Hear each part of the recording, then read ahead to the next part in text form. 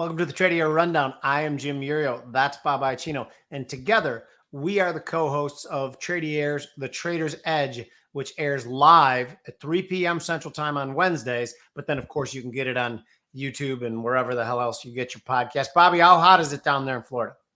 You know, it's funny, man. For the last 3 days, Chicago's been hotter than Florida. Really? Yeah.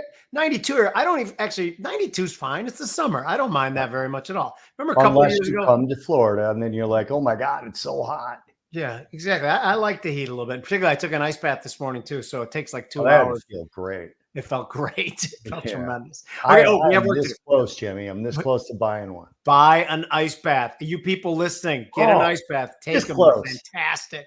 It's the best part of my whole day. Well, anyway, we're supposed to talk about stuff here. We're supposed to talk about commodities. Commodities have had an absolute plunge, led by copper, but gold, silver, platinum, crude, all traded lower. Crude's recovered a little bit. What were we seeing there? Was it position squaring? Was it something else?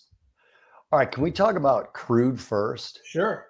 And the reason I want to talk about crude is because the Saudi energy minister, and I'm gonna butcher his name, but I think it's Prince Abdulaziz bin Salman. I'm pretty sure that's what it is. Sounds right.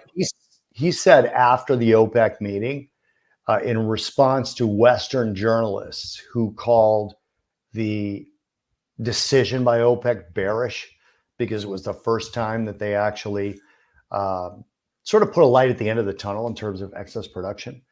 He said they have short memories and they didn't watch the meeting and they'll see soon that they're wrong.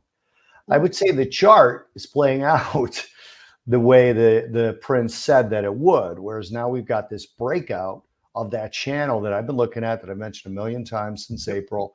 Not only that, we broke and closed above the 50 and we've gotten, I don't know if we've gotten above the 200 or near it, but the 200 is flat anyway. So it doesn't, I don't look at it with as much sort of vigor as I do. Yeah, we're above it.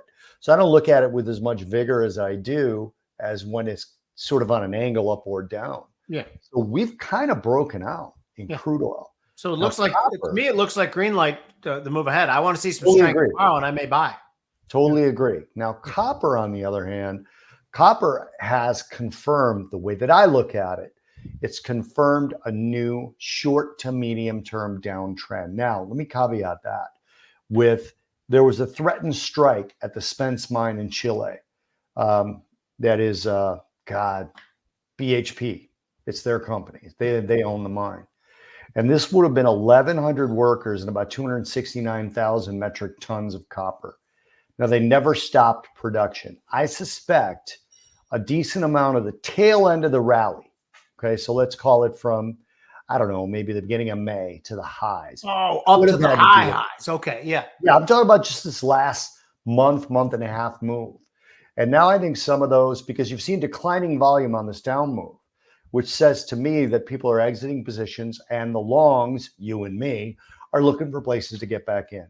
So I don't buy this little sell-off at all. Good. Yeah, I agree with you on that too. And I'm still. Well, I buy it, but I don't believe in it. I don't believe in it. Okay, so I'll take gold. Okay, gold traded down to 2,300. I've argued for a long time that it used to be 1,800 to 2,000 was a range for several years.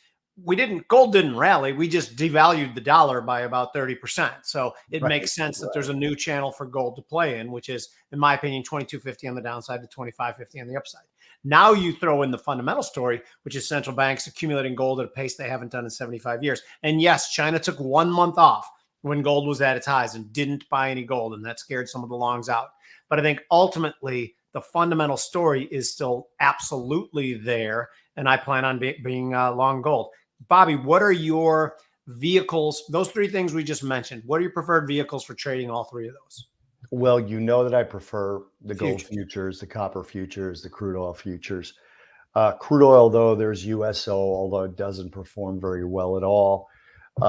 Gold, people look at GLD, but I like the Sprott Physical Gold Trust is a little bit better. Copper, United States Copper Index is CPER, and then there's a copper miners ETF, which I don't like as much. There's also an iPath Series B Bloomberg Copper Sub Index, which is JJC. I don't know where they get that from. Silver, same thing, SLV, but I like the Sprott Silver Trust because Mike Arnold likes it more. Okay. I don't have any other reason than that. So those are the things I'd be looking at. It's a good enough reason for me. Okay, this has been Tradier's Rundown. I'm Jim Uriel. That's Bye Chino. Please join us at 3 p.m. Central Time every Wednesday live. And then it's called the Trader's Edge. And then we'll do it. Then it'll be repeated on YouTube, repeated on Twitter. Thank you guys for joining us. We'll see you soon.